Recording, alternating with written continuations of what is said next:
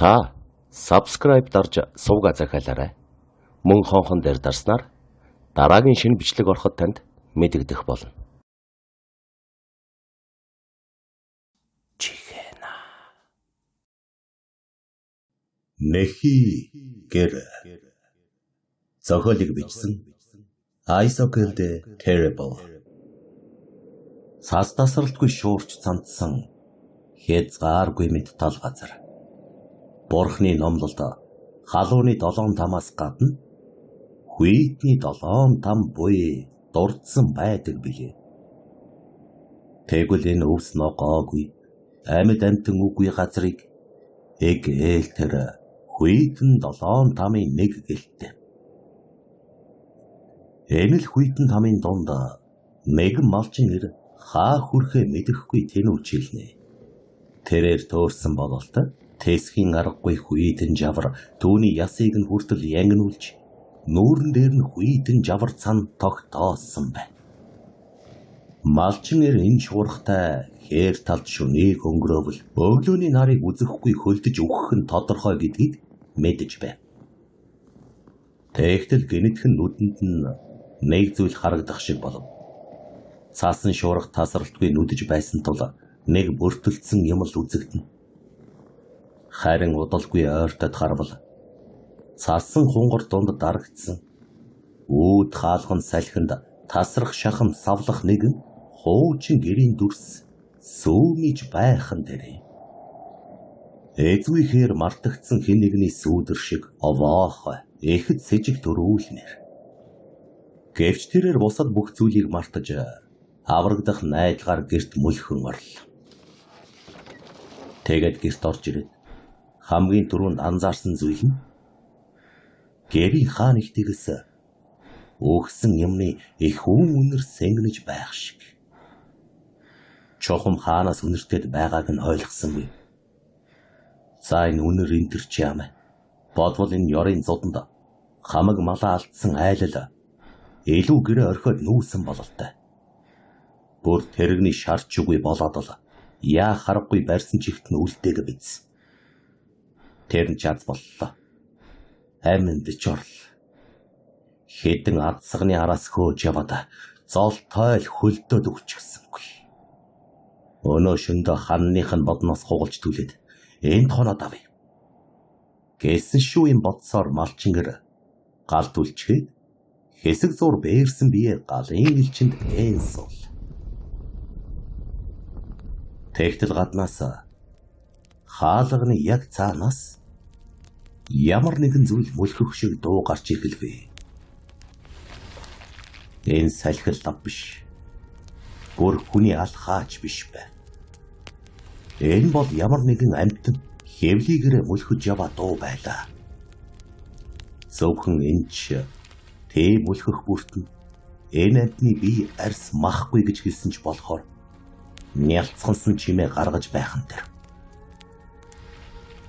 Малчин ирийн зүрх цээжиндээ бөмбөрч чихэнд нь лугшиж эхэлвэ. Чон баавга өөр юуч байлаа гэсэн тэр юмнаас үгтэй айсан ир ханнаал нь нуугдахыг хичээж амьсгаа даран гэр тойр гараатны чимээг сонордов.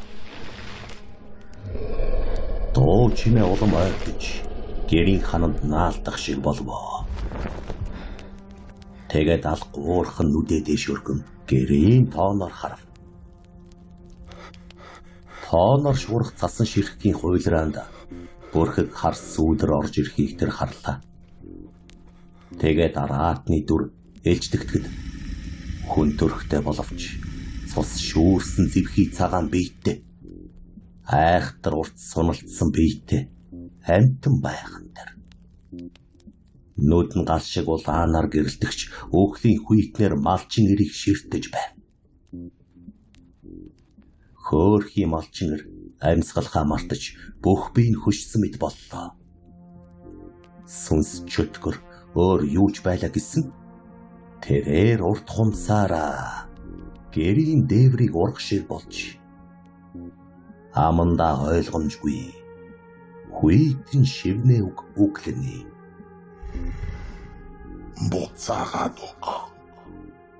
Буцаагаад өг.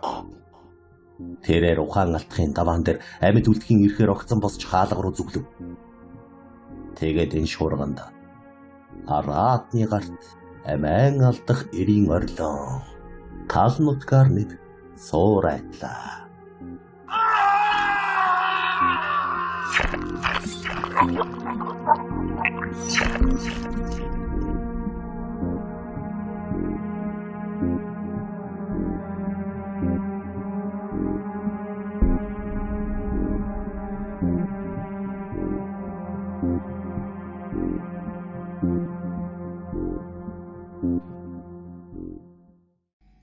Эм бүгэд бүтэн хувилбараар орлоо.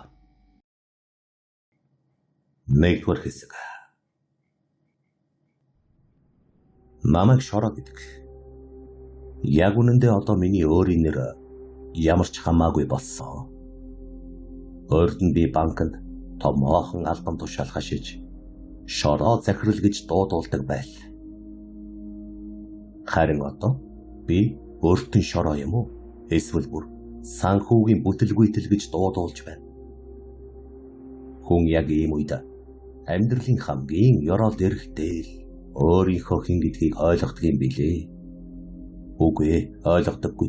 Зүгээр л юу ч биш гэдгээ мэдэрдэг. Энэ хүйтэн 12 дугаар сарын 1 өдөр бид хотын захад байрлах ядруухан гэр хороололд нүүжирлээ.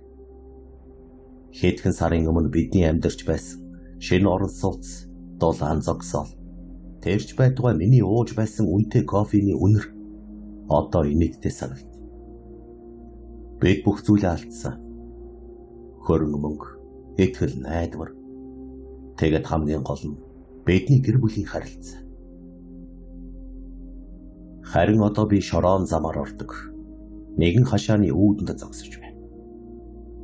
Миний эхнэр Сарна машин дотроос миний хийсэн сонголт.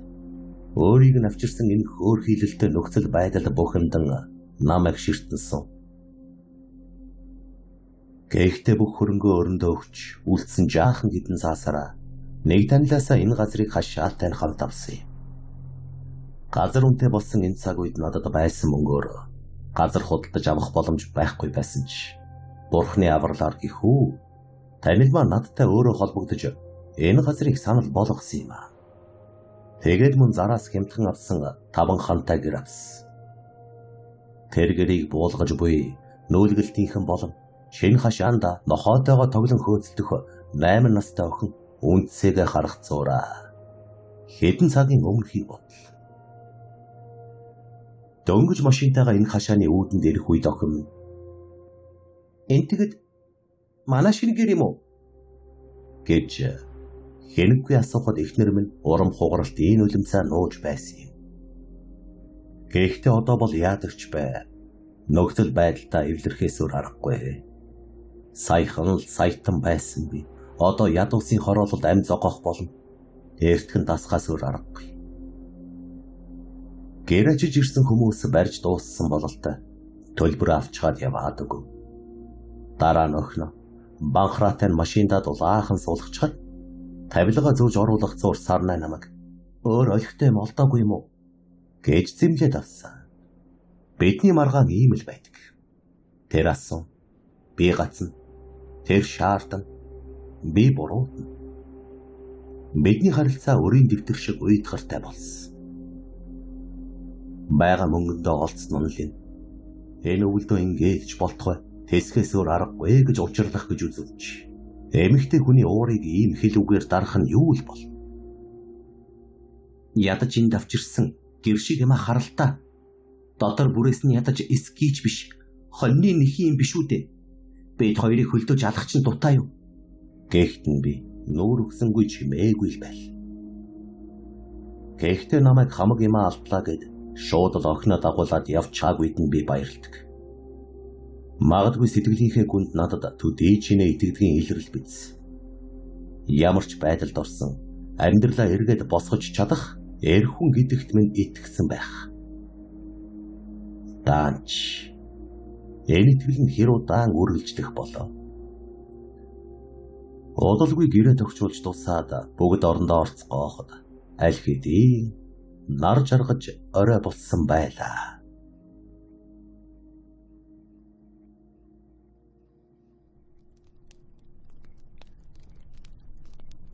Харанхуй гэрийн дунд тавьсан хуужин төмөр зоохны гэрэл гэр доторхыг бүдэгхэн гэрэлдүүл. Гэс энж зоох үхмэл мэт хүйтэн санагдах нь нэхий доторлогоотой гэхэд ёр бусын дулаахан байдал бидний гэр бүлийн харилцааг илэрхийлэх шиг. Сайхан гэр бүл шиг мэт боловч дотроо хүйтэн хөндөй. Би болон Сарна гэрийн баруун талд харин 8 настай охин үндсээ маань гэрийн зүүн талын орон дээр цааш хараад түүний цорын ганц сайн найз болох секскэр жижигхэн нохотойгоо унтав. Үндсээ тэр одоо юу бодож байгаа бол? Ойртон тэр өөрийнхөө ханан дээрх хүүхэлдэйн киноны зураг, өөрийн гисэн дулаахан орондоо хаалганыхаа цаана эцэг ихэ харанхуйд үгс үггүй хэрэлдгийг сонсдог байсан. Харин одоо хөөрхий охин хөнждөө толгой дээгүүрээ нөмөрч банхрагийнхаа зүрхний лугшилтанд тайтгархыг хичээх шиг. Энэ жижигхэн гэр хүн үнэртэй нэхий бүрээс эцэг ихийнхээ хэрүүлээс айх айцтай холилдох нь үрдм нь ямар байгаа болоо. Би Сарнатай нэг хүнжил хэвтэж байсан ч бидний дунд үл үзэгдэх том хан босчихсон байв. Хин маань нойр хулжсан тул нүдэ анилгүй суухны завсраар гарах улаан туяаг ширт. Чи юу бодчих?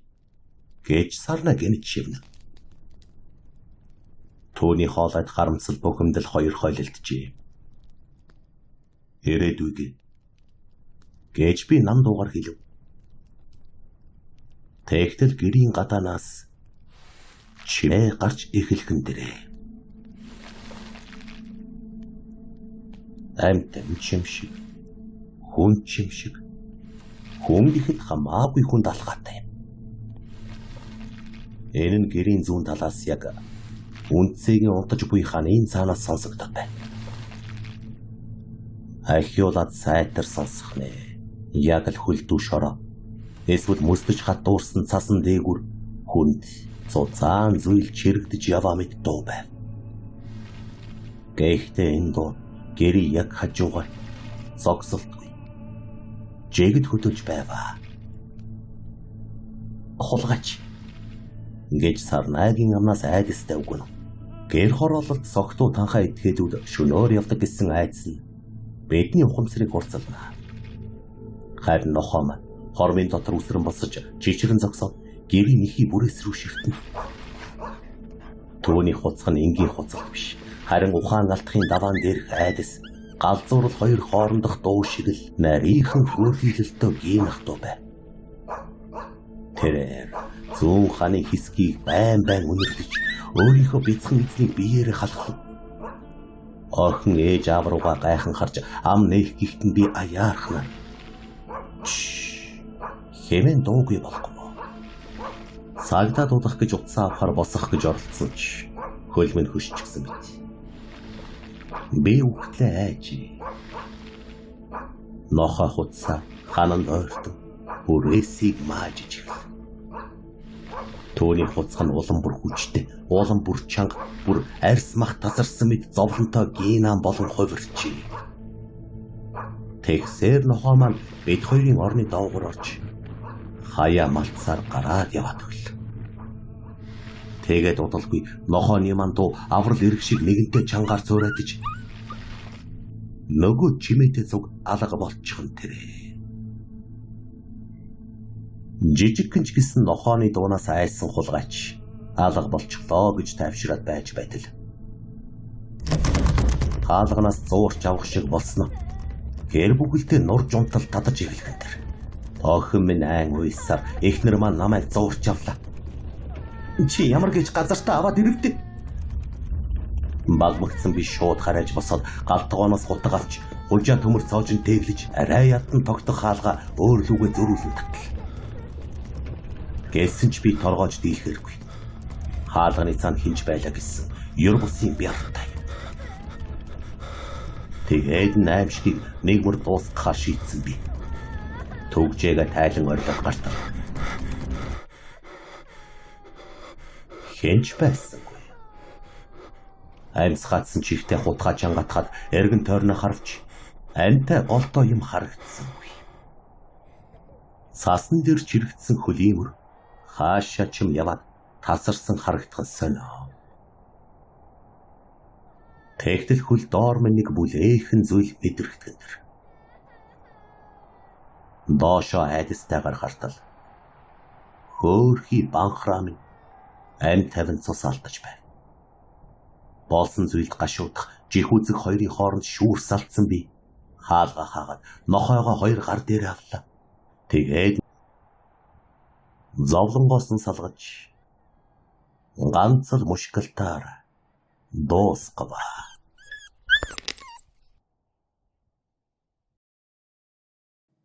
Хоёрдугаар хэсэг.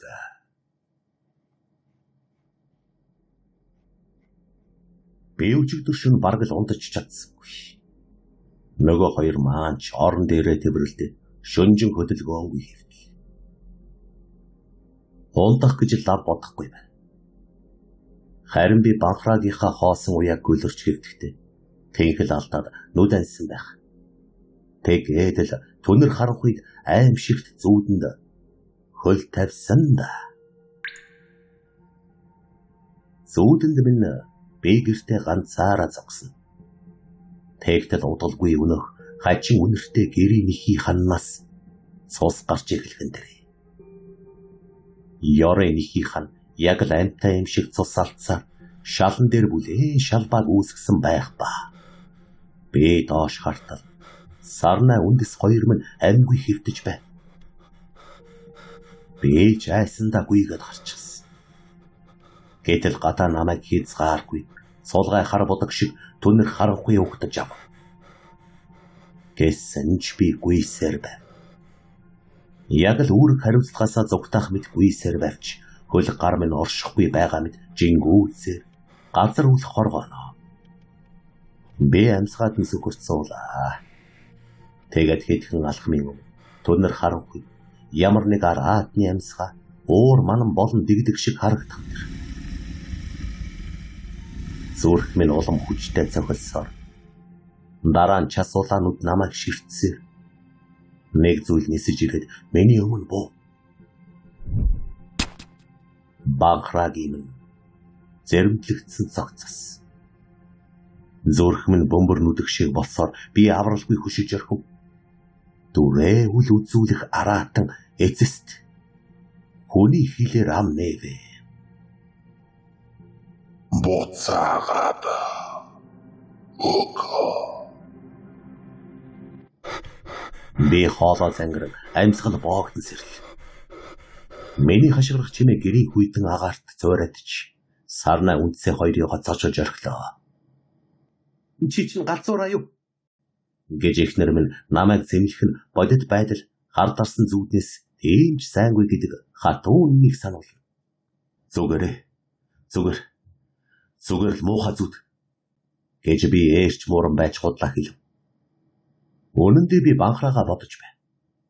Хэрв түнд тохиолдсон зүйл ердөө сануулга бол яах вэ?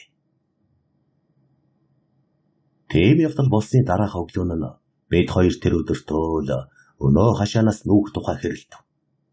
Ямар нэг сүнс чөтгөртэй хашаандал бууснаас зайлахгүй гэж бодож байснаас тэрэлт. Гэхдээ тэгж шийдлээд хашаага зараад шинэ хашаа авах битгий хэлбэр өнөө маргаашта түрээсийн нийтийн байранд нүүж орохч мөнгөгүй. Товчхондоо ойрын сар орчмын хугацаанд буюу намайг ажил олж цалин гэдэг юмтай золгох хүртэл энэ ёр шүглсэн хашаанаас нүүх ямар ч аргагүй учраас хэрүүл тэгсхийг намж.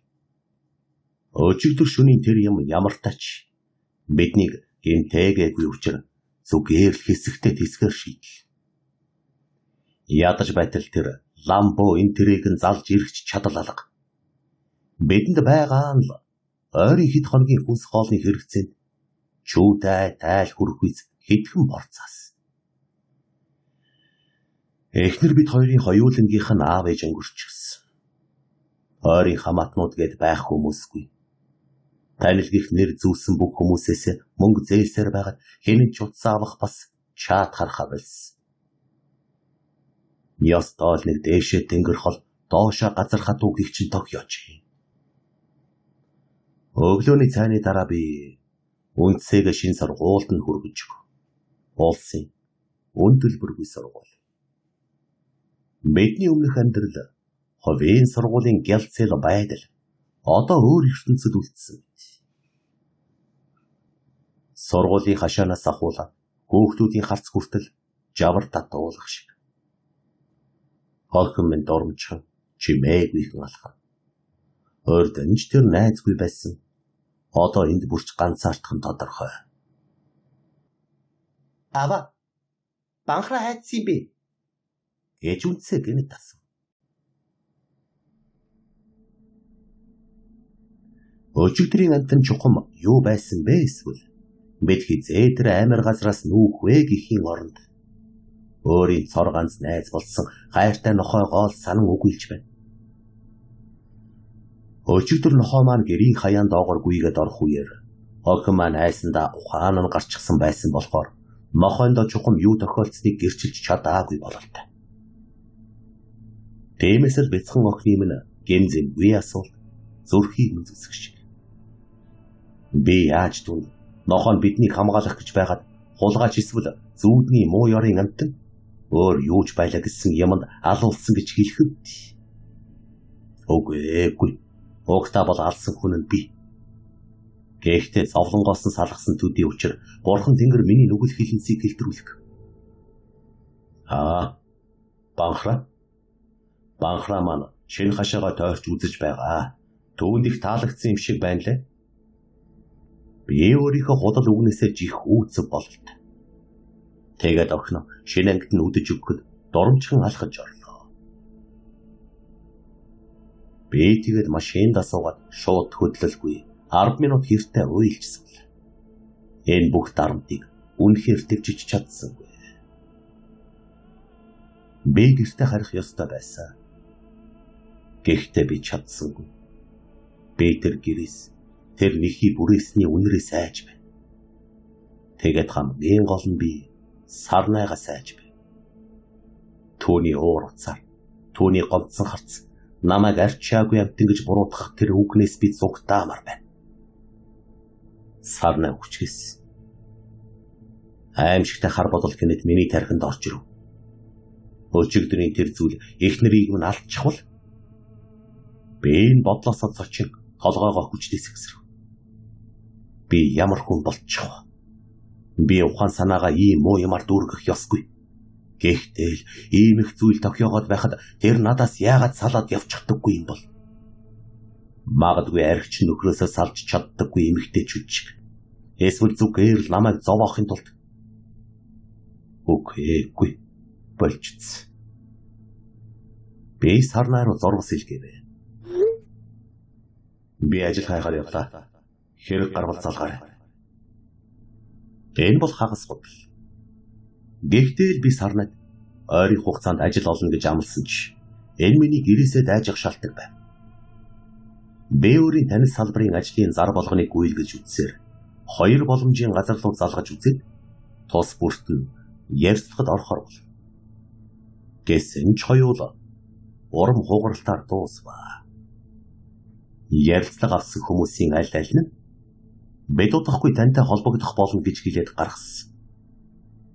Тэд намайг тэнэг гэж бодсон юм байх. Удахгүй холбоо барьнаа гэдэг чинь бидэнд өөрөөс чинь дээр хүн олдно. Хэрэггүй хог новшмэн гэсэн үг гэдгийг би хэлүүлэлтгүй мэднэ. Угаасаа би өөрөө ажил олгогч байж үдсэн юм чинь. Ингэж бачимдсаар би нэг мухар гудамжны ёроолд машина зогсоогоод хүрдээ налан уйлах гэдэл.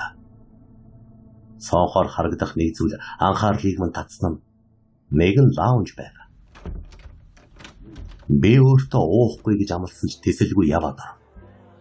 Лаунжны бүх чимээга хямдхан архины үнэр намайг төрч болов тайвшруулах шиг. Санхүү юу ч үгүй шатснаас хойш саргарам арх гэдэг сэтгэлийг дэний харсангүй. Удалгүй ганцаараа сууж байтал хайчууд мань нэгэн барцгар царайтай том биетэй ирж суулаа. Царайч нь гонигтай бай. Эхнэрээ уурлуулад гэрээсээ хөөгдөө юу? Эсвэл ажлаасаа халагдсан уу? Гэж маазархан дээр. Монтийн хилэг зураа нэг хан яалгаад авлаа. Хэдийн мөчийг ганцаар өнгөрөөмөр байвч сэтгэлээ хуваалцах хүн үнэхээр хэрэгтэй байсан тул хамаалтаж өргөл. Аль наа. Хөөх. Чиж болорчтой яасан.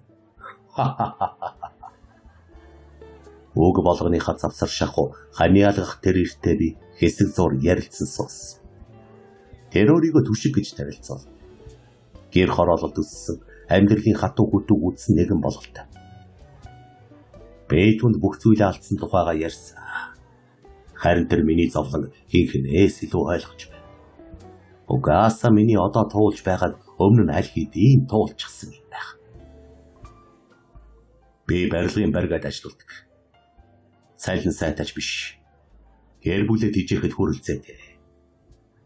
Хүнд ажлаа. Чиний хийж байсан шиг цагаан захтай ажил биш шүү. Чадах. Гэж түшиг асан. Би бүр эргэлцсэн ч өөр аргагүйг мэдэрлээ. Болж л байна. Гэхэд надад нэрийн хуудас ав. Ажлын байршил утасны дугаартай ногоон цэцэгний логотой хуудас. Энэ бол зөвхөн мөнгө олох арга биш ээ. Тэр аимшигтай гэрээс гол байх шалтгаан байл. Тэглээж би ингэж дампуурхаас өмнө би ялтаржуулах төв тогтмол явдаг байсан тул би хүчний ажил хийж болохоор санагдав. Бааранд сууж байтал охины хижээл тарахч цаг боллоо. Охин минь аюулгүй тайван байгаасай гэж хүсвч эхний өдрөө л намайг хизүүхэн дүр зурагтаа өгтөж авав. Үнцэгийн минь баруун хазар хөхөрсөн байхыг харав. Тодхөх ягаан өнгө түүний цайвар арьсан дээр тодхон харагд. Юу болсон бэ? Миний охин хин чамайг ёо болгосон гэж би уурандаа хоолоогоо шахан асуув. Үнцэ чимээгүйхэн толгоогоо сэгсэрлээ.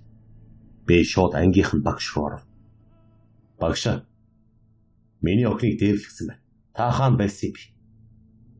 Багш нь хөгшин бөгөөд харвас ааш муутай авгаа байлаа. Ёон сүртэй юм.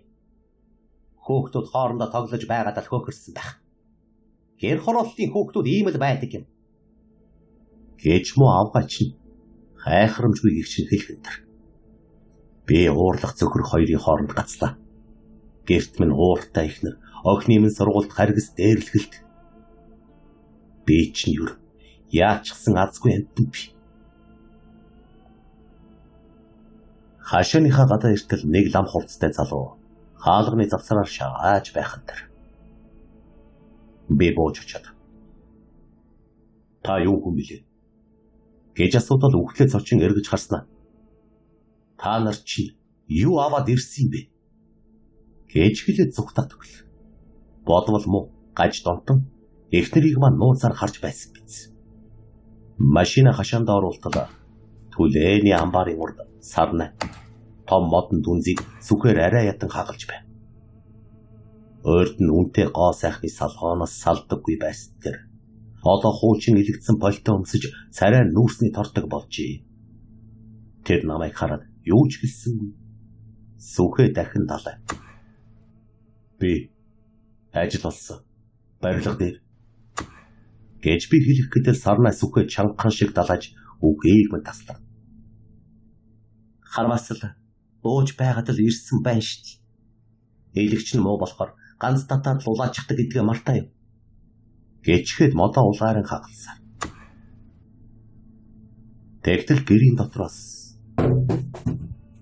төг гисэн чанга чимээ гарч ямар нэг төмөр зүйл унах шиг болов. Бид хоёр яаран гэртээ орвол зуухан дээр тавьсан хоолтойгоо шалан дээр унаж халуун хоол шөл гэрийн шалаар нэг таржээ. Тэгээд миний нүд модон ширээлүүд туслаа. Амтны маачсан мөр. Бодвол гэрлүү золбир нохоо явж орсон бололтой. Гэхдээ л энэ сарвууны мөр нохооных гэхэд хэтэрхий том юм. Бараг хүний их юм шиг. Өчигдрийн юм одоо бүр гэрт орж ирдэг болсон байна гэж байх уу? Гэсэн ч би золбир нохоо гэдэгтэл эдхийг хүсэж өөрийгөө Хайтгаруулва. 3 дугаар хэсэг.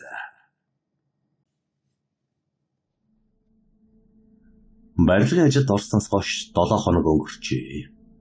Түшиг бид хоёрч дотн найзууд болж амжив. Төөний хээгүй, ээлэн далангуй яриа амьдралын хатуу гүйтсэн ч урагш тэмүүлдэг зан нь надад ч бас ирээдүй байгаа гэдгийг сануулна. Амьдрал жоохон ч гэсэн сайжрах хандлагатай байсан ч нэг л зүйл намайг өргөлж зовох бол. Уг нь тэр шөнөөс дахиж аимшигтай чимээ гарч ирсвэл тогоотой хоол хөмөрсөн шиг айхтар юм тохиогоогүй ч. Яг л энд нүүж ирснээс хойш ямар нэгэн зүйл намайг байнга дагаад. Эсвэл хаа нэгтгээс ширтээд байгаа юм шиг санагддаг бас. Тэр мэдрэмж ажлын талбайд ээрч намайг орхисон. Нэгэн хагас сайны орой илүү цагаар ажиллаж ирээд ихнэрийнхээ араар ороод унтсан юм. Шөнө донд би нэгэн эвгүй мэдрэмжээр сэрв. Энэ нь зүуд биш байсан. Би хөдөлж чадахгүй. Бүхэл биеийг минь ямар нэг нүсэр зүйл чанга ороогоод авсан мэтэл болчихжээ. Гэрийн хан нэхий дотроос ямар нэг зүйл намайг амьдаар минь залгиж эхэлв. Яг нүдний өмнө амар тайван унтах ихнэрээсээ тусламж гуйх гэсэн ч нэхийний ус эхүн үнэр нь миний хамар амийг бүглэж би авралгүйгээр ширтгэс өөр зүйл хийж чадахгүй байна. Ингээд үгтгийн байж гэж бодож байтал би цолчин сэрлээ. Зүуд байсан байна. Гэхдээ зүг ээрчлийн зүуд биш. Өнөөх зүудний саажилт сүнсэнд даруулна гэдэг нь бололтой. Би арай ятан босод суухад гэрийн дотор намгүй. Сарнай үндсээ хоёр амар тайван унтаж байх шиг. Зүгээр дээ. Би зүгээр л ядарсан байна. Гэж би өөртөө шивнэ. Би буцаад хэвтэх гэтэл хараас ханны цаанаас нэг танил дуу сонсогдох тэр. Гөлөг хунцахтав. Миний зүрх зогсох шахлаа. Энэ бол яахаргүй банхраагийн хуцах дуу байна. Би түүнийг өөрийн гараар.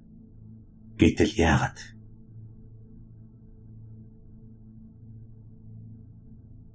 Маргааш өглөөр нь өдгөн цас удаатай Улаанбаатарын тэнгэрээс хаялж байна. Бүх зүйл цавцагаа. Хашааны гадаах бузар булайг цас дарж. Би үнцээ гिचэлтийг хүргэж өгөхөр машиндаа суулгав. Охин минь өрдийн адил дуугүй цонхор ширт. Ава гэж тэр гинэт намайг дуудав. Юу болов миний охин? Өчигдөр шин банхраа гадаа таныг дуудах хуцаа байсан тий? Юу гэсэн үг охин? Би сонссон. Гадаа уцаад байсан. Гэртээ орж ирэх болоогүй байх та. Тэр даарч байгаа болов? Төвний гинзэнгүй асуулт миний доторх айц дээр тос нэмлээ. Би ганцаараа сонсоогүй байж. Яг тэр үед бид гэрийнхээ годамжнаас голгүй улаан гэрлэн дохион дээр зогсов. Би хажуу тишээ санамсаргүй хартал. Нөгөө хэд хоногийн өмнө манай хашааг шагааж байгаад зүгтсэн лам залуу зогсож байх. Тэр өглөөний хүүтэнд яг манай машин руу айдас чихүүцэлтэйгээр ширтэж байна. Бид харц тулгархад цаана нь байсан жижиг хийдийн хаалга руу гүйгээд орчихов. Би энэ замаар байнга явдагч анх удаа л энэ жижигхэн хийдийг олж харж байна. Ойхноо хичээлд нь оруулчихад ажил руугаа явах гэж байтал сарнаа залгаж байхан дээрээ. Аваад ярих гэдэл. Төвний хоолоо айдас давтан жижирч байна. Шороо. Чи хурдан хүрээд ир. Гадаа нөгөө хулгайч нь яваад байх шиг байна. Би юу ч бодолгүй машина эргүүлэн гэрийн зүг хамаг хурдаараа тавхилаа. Би сарнаад ямар ч муухай бодол тээж явсан. Тэр бол миний охины ээж, миний гэрхий шүү дээ. Яран очтор гэрийн гадаа хинж байсангүй. Би гэрт орвол сарнаа болон руу шахаж суугаад байдгаараа айчихсан нүд нь орой дээрээ гарчихсан байна. Гэр төрөд яваад байсан. Яг нөгөө чимээ гэж тэр уйлв. Тэгээд цагдаа дуудахгүй яасан юм бэ? Дуудсан. Энэ хавийн айлууд байх шалахгүй юм бол дуудаад байдаг гэж тоодохгүй юм байна лээ. Би гадаа гарлаа. Шэнхэн орсон цасан дээр мөр тов тодхон байв. Аврах том, хүнч биш, амьдч биш зүйлийн мөр. Тэр мөр гэрийг яг нэг тойрсон байсан бөгөөд яг үрдийн адил хашааны гол дээрээ гэнэт тасарч алга болсон байна. Тэр явдлаас хойш 7 хоног юу ч тохиолдоогүй болохоор бүх зүйл гайгүй болчих байх гэж найдсан ч тийм биш бололтой. Ямар нэг юм хийх хэрэгтэй. Тэгээд би юутай жиглээд сарнаг дэврэн авч тайтгаруул. Намайсас. Энэ мөнгийг ав. Ойрхон буудалол. Юу ч болсон эд битгий ганцаараа бай. Би орой үдсийг аваад очив. Гэж ятгаад явуул. Тэгээд би галтгооны хутгаа авч гэрийн хананд байх тэр их хүн үнэртэй нэхий доторлогооноос тастан авч халаасандаа хийл. Энэ эндэл учир байх ёстой. Би ажилдаа хоцорч ирсэн чи ажил багтаа өдөр байж таарсан мац. Харин буцахтаа тэр хийдэр орж энэ гэрийн доторлогооны учрыг олохоор шийдэв. Би уг нь сүнс чөтгөр мэтийн зүйлд итгэдэггүй ч сүүлийн хэд хоногийн турш өөрийн биеэр нэт заахын аргагүй байдаг гэдгийг нь ухаарч авлаа. За захирлгүй. Өнөөдөр их оройтож байх чинь. Яасан? Авгаатайгаа хэрэлдэй юу? Орсон цагаасаа хичээнгүйлэн ажиллаж байгаа. Шинэ ажилтнаа хоцрохыг харсан түшиг маазар. Мөн тэгж хэлэхдээ ханиалах хаач мартсангүй. Уучлаарай найзаа. Яралтай хэрэг гараад орчихлоо. Сүгээртэй. Найз нь ойлгож байна. Гэж тэр мөрөн дээр алгадаад яв. Бид ч ажилд орлоо.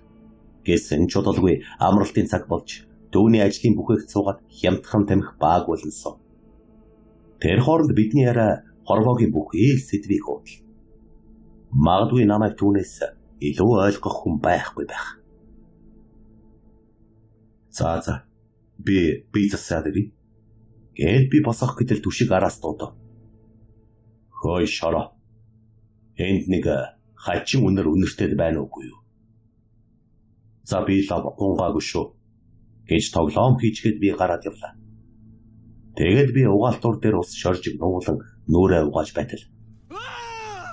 Гаднаас барилгын талбайгаас хэнийгэн ажилтан их л сандрангуй орилхон тэр.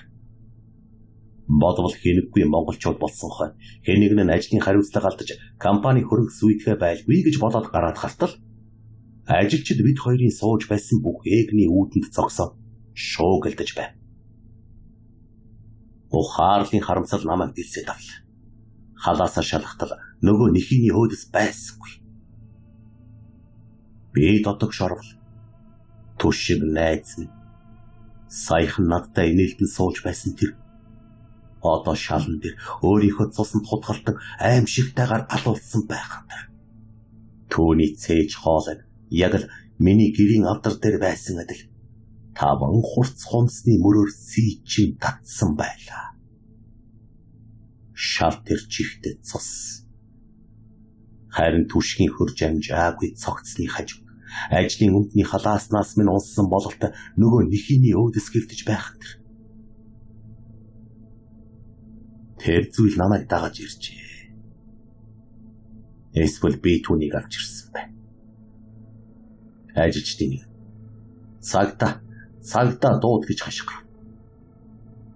Би цагта хэрэг явдал юу ч бодохыг хүсэлгүй шууд л хэргийн газар руу орж шалан дээрх тэр нэхийний өөдсийг шүүрч аваад хамаг хурдаараа гүйж гараад машиндаа сууж үндсэгийн сургууль руу давхиад очлоо. Окны хичээлэн тарах болоогүй байсан ч би анги руу дайран орлоо. Гэтэл багш нь түүнийг самбарын өмнө зогсоочход хайр найргүй нүдэж байх нь. Энэ бүх хугацаанд хөхөрсөн хазарны эзэн багш нь өөрөө байсан байна. Гэсэн ч би дөжөрчихсэн чихтэй охиноо шуудалж чирээд гарлаа. Бид хоёр өглөөний тэр хийдийн зүг явах зур охин минь аавынхаа цустай гарыг хараад нулимс бөмбөрүүлсээр. Харин би амьдралдаа хизээж айж байгаагүйгээр айж байлаа. Зүгээрээ миний охин удахгүй бүх зүйл сайхан болно гэж тайлбарлах гэсэн чи Энэ бүх алдаа худал хуурмагийн дараа миний үг огтоос жингүй мэд. Эцэст нь гандан руу яваад орох үед өнөө өглөөний лам залуу өгдөж аваа. Охиныг нь тэгэл миний гарт адхаатай байгаа тэр цусанд бодогдсон нэхийний өөцийг хараад бүхнийг ойлгосон мэт намайг нэгэн өрөөрөө чиглүүллээ.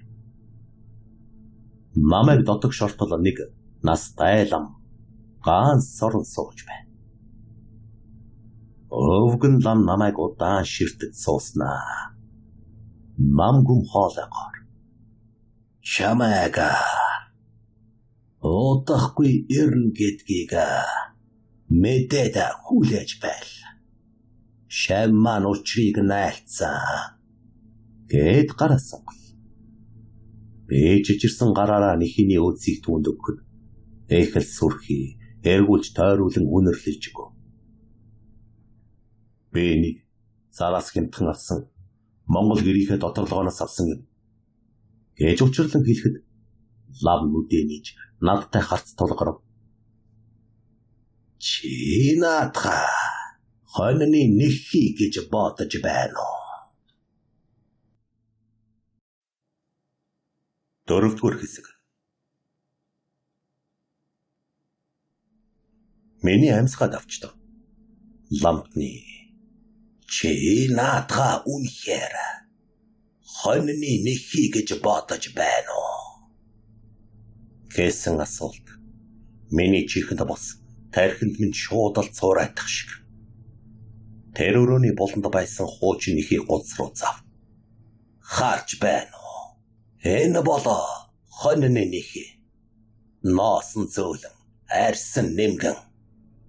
Тэгээд тэр миний авчирсан цустай өөц рүү дохив. Харин энэ бол өөрөө. Би ойртож харахад үнэхээр ялгаатай байв. Миний авчирсан нэхийний арьсан зузаа. Үүсний ширхэг нь урт шулуун. Тэгээд хамгийн том ялгаа нь цусанд бодогдсон энэ нэхий ямар ч хоньны арьснаас цагаан бараг л цас шиг юм. Энэ болоо хөнгөрөөсний арьс. Бэтний нэрлэгээр аламасаа. Гэж өвгөн лам ганцаа соронгоо хэлв. Хэн ч юм нэг зоолгүй анчин хүн гөрөөсийн сүрэг авлаад тэр үгээр нь гэрийн дулаалга ойж орхисон болоотой. Гэвч тэдний сүнс нь энэ ертөнцид хорогдсон. Одоо тэдний арьсгүй сүрэг нь алдсан зүйлээ өөрсдийн арьс үсээ нэхэж яваа. Танай гэр бол тэдний арьсаар бүрсэн бонхан юм. Тэр нэхийн дойртож үнрийг нь шингээсэн хэн бүхэн тэдний бай болдог. Миний цусгүй дөргөв. Түшиг. Би түүнийг алсан. Би тэр хараал идсэн нэхийний өөцийг халаасалж үнрийг нь дотн нэгнийхээ үхэл рүү зөөвөрлөж. Яаж энийг зогсоох вэ? Гэж би асуув. Нэхийг бүхэлд нь шатаах ёстой. Гэж ламтан хэлв. Гэхдээ зүгээр нэг гал биш. Тэдний сүнсийг тайвшруулж нөгөө ертөнц рүү буцаах тусгай зан үйлэх хэрэгтэй. Тэгвэл хийхдээ гуйж байна. Өвгөн лам толгой сэгсрэв. Энэ болоо асар их хүч шаардсан аюултай үйлээ. Их хэмжээний төлбөр шаардна. Өргөл барьцуу. Гэж би лавлахад өвгөн лам инээд алдчих. Үгүй дээ. Мөнгө үнэт цаас. Ойлгож байна уу? Гэт ганса шуналтай гихчин сорл. Би сонссон зүйлдээ итгэж чадсангүй. Шүлсээ залгиж. Тэгээд хэрэг хэрэгтэй юм бэ? Гэж санаа зовон асуул. Нарван сая.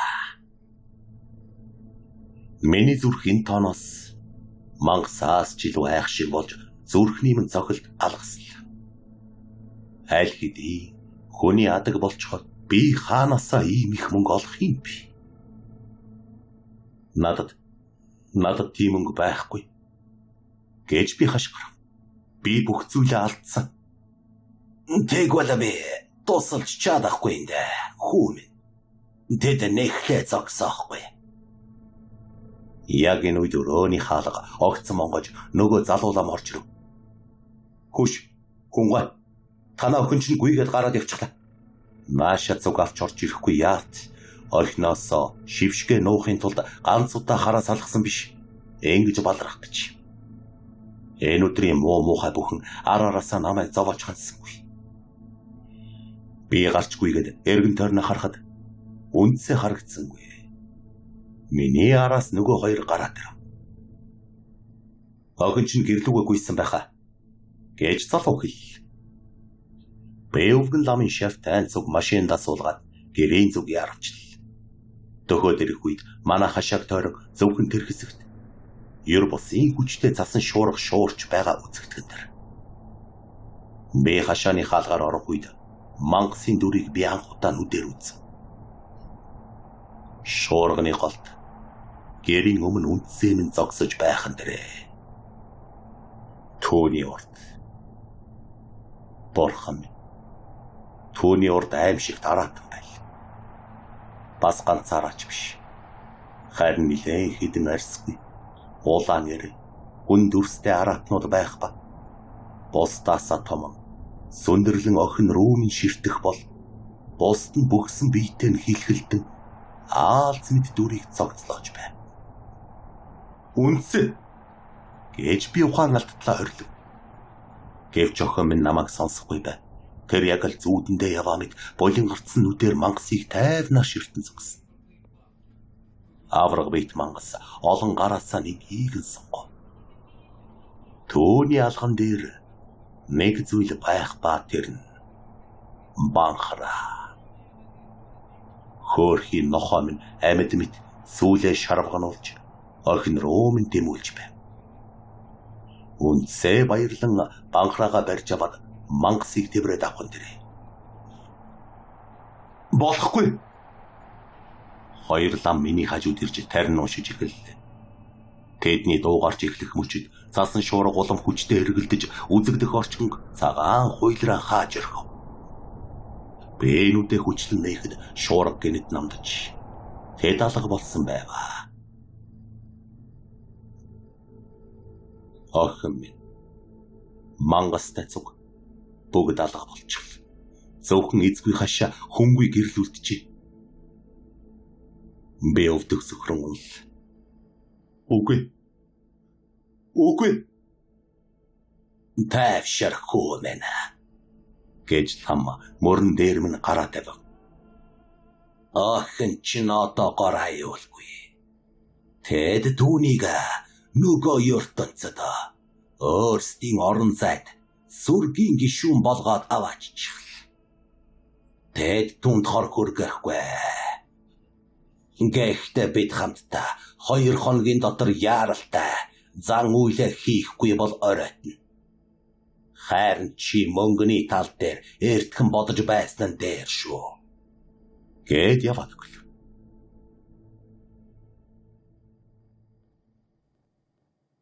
Би сарнагийн байгаа буудлын өрөөний хаалгыг онгойлгоход эхнэр маань намайг хараад "Охин хаан бэ?" гэж асуув. Би түүний өмнө сөхрөн сууж хөөхд чиг уйл. Сарна. Үнсийг алга болгочихлаа. Тэд түүнийг аваад явчихлаа. Би түүнд бүгдийг ярьлаа. Нэхи, алмас, түшгийн үхэл охиныг минь хулгайлсан тухай. Энэ удаа тэр ууралсан ч үгүй. Оронд нь түүний нүдэнд зөвхөн хоног цөхрөлөл байв. Тэр намайг тэврэн авч хөөхд чиг л харахад. Энэ үнэхээр миний мэддэг сарна мөн гэж юу? Энэ бүх хугацаанд тэр намайг ойлгож хайрлаж чадах байсан гэж юу? Магадгүй хүний зэн савн гэдэг нь энэ байх. Ийм байдалтай нар жаргах хүртэл цугтаа хэвдэж байтал гэнэт хаалга хүчтэй нүдвэ. Сарна босож очоод хэмбэ гэдэл цаг даагийн газараас явж байна. Хаалга нэ гэж дуулдах тэр. Бэхнэр лүгээ чимээгүй хараа толгой сэгсэрлээ. Сарна айж ойлгосон бололтой. Юу хэрэгээр яваа билээ? Танаа нөхөртөө уулзахаар явж байна. Хаалгаа онгойлгоно. Манай нөхөр ажилласаа ирээгүй байгаа. Та дугаарыг нь авах уу? Гээд аргалах гэж үзтэл хаалганы цаадах цагт аагийн хоолой ширүүсэж. Эргэн бат зогтын шороо. Таныг эргэн сурвалжиж байгаа бөгөөд бидэнд таныг энд хорогдож байгаа гэсэн баттаа мэдээ бай. Гэж сануул. Бид хоёр биелүүгээ харан гацж орхил. Хэсэг чимээгүй байсан эцэст 2 цагтаа гаднаас түлхүүртээд дайрч ороод ирэх энэ. Би яхаа мэдхгүй зогсож байтал. Таны хамтран ажиллагч түшгийг хөнөөсөн хэрэг цэжиглэн баривчилж бай. Гээд намайг дараад ав. Үгүй. Та нар ойлгохгүй бай. Тэр мангас гэж нэг тайлбарлах гэж оролдовч. Даанч надад итгэх хүн алга. Харах ч үгүй биз дээ. Миний түшгийн өгсөн газар буюу хэргийн газараас зугтсан байтал. Огноо сургуулаас нь чирч гаргасан. Цустай нэг хийгээд бүгд миний эсрэг баримт болж байгаа юм чинь. Огноо аврахад цаг давчуу байхад цагдаагийн газрын хүйтэн камерт саатуулагдаад сууж байх гэж. Би төмөр сандал дээр байж сунгаа хан ширт. Би найзыгаа алсан. Би огноо алдсан. Би юу ч хийж чадахгүй энд түгжигдчихжээ. Саад өрөөнд нь сарна мөрдөгч нартай ярилцсан сонсогдно. Хэсэг хугацааны дараа хаалга нэгдэж сарна орж ирлээ. Шороо. Хоёулаа одоо яах вэ? Намайг сарна. Гэж би түүний гарыг атгав. Манай машин чиний нэр дээр байгаа тийм үү? Цагдаа нар хураагаагүй тийм биз? Сарнагийн нүлэнс урссаар толгой дөхөв. Машин одоо зар. Илүү үн хүрнэ гэдгийг мэдчихэ. Гэхдээ цагт авч байгаа учраас 10 саяар бушуухан зар. Тэгээд нөгөө лам нар дээр очиж мөнгийг нүг зөвхөн чи л огноо аварч чадна. Чи тэгээд яах болж байна? Харин ямар нэг арга олно. Угаасаа би буруугүй учраас эдгээр намайг удахгүй суллах ёстой. Гэж байтал уулзалтын цаг дуслаа. Шөнжин байцаагцны эцэст маргааш өглөө нь хаалганы цоож дуугарч нэгэн мөрдөгч орж ирлээ. Харанхуй коридор дахь жижиг хэн сонхоор өглөөний хүйтэн жаврын гигээ дуусна. Харин тэр гэрэлт нь харагдах мөрдөгчийн гарт эд мөрийн баримтын ялгар уудтай зүйл байв. Ботор нь цуснд будагдсан нөгөө нэг хийний өөдөс. За шороо. Энэ юу болохыг? Яагаад түшгийн цогцсны хажууд байсныг дахиад нэг яриад өгдөө. Гэж тэр намайг ширүү ширтв. Би тэр нэхийний өөдсийг хармагц. Тэр их хүн зэрлэг үнэр хамарт зоргих шиг болов. Би та нарт гэлсэн шүү дээ. Алмас найзыг минь алаад орхиныг минь хулгайлсан гэж. Энэ галзуу сонсогдож байгааг мэдчихээ л т. Гэхдээ та нар удахгүй миний үнэн ярьсныг ойлгоно. Яг л төсөөлж байсан шиг өнөөхөл галзуу амт руу харж буй мэд хүнлэг бус харц. Угаасаа надаас яаж ч асуусан нэмэргүй гэж бодсон бололтой. Камерны хаалгыг минь онгойлгов. Хайлв гараад чамайг мэдүүлгийн өрөөрөө авч явна. Тэгээд тэнд яаж өмнө хэлтгийг зааж өгнө. Муу галзуу. Гээд баруун гарыг минь гавлаа. Яг нөгөө гарыг нь гавлах гэж байхад танил чимээ гарах нь тэр. Мөрдөгч бид хоёр хоёул харанхуй коридорын төгсгөлийг ширтэл. Ямар нэгэн зүйл бие чирэн ойртож байгаа. Мөрдөгч бэлэн байдалд орж. Тэнтхэн байна. Гэхэд хинч хариулсан. Харин эзэнгүй цагаан уурал гэрэлтэн савсав. Тэгээд нөөсөр гар харанхуйгаас үсрэн гарч ирээд мөрдөгчийн толгойг хага базаж орхивоо.